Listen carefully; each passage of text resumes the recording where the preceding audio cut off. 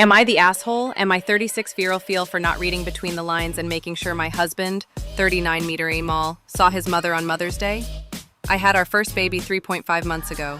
He's adorable. I had a rough pregnancy with gestational diabetes, and honestly, my husband wasn't great to me while pregnant. Generally unsupportive.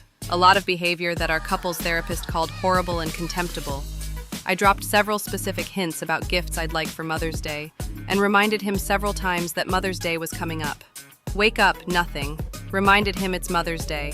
We got home from our camping trip with his brother and his friend, and as I'm finishing unpacking things, I'm getting undressed to change, but my boobs are leaking a ton of milk everywhere.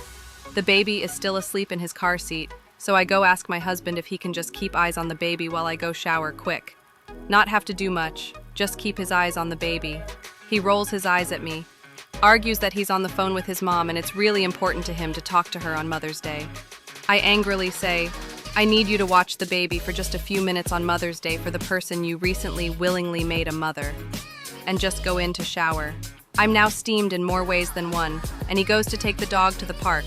On the way home from the park, he picked up a greeting card and books at a bookstore that was still open.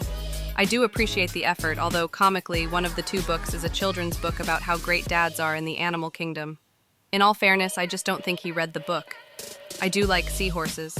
Of course, we argued about it for days, the merits of my irritation, that it wasn't fair of me to ask him to watch the baby and interrupt his precious call with his mother. Now to the recent kicker. Last night, we talked in circles for what seemed like an hour about how he would have liked to see his mom on Mother's Day. I had talked to her before Mother's Day, and she very specifically said she and her husband have plans. I even tried to look up restaurants that are halfway, but she turned me down.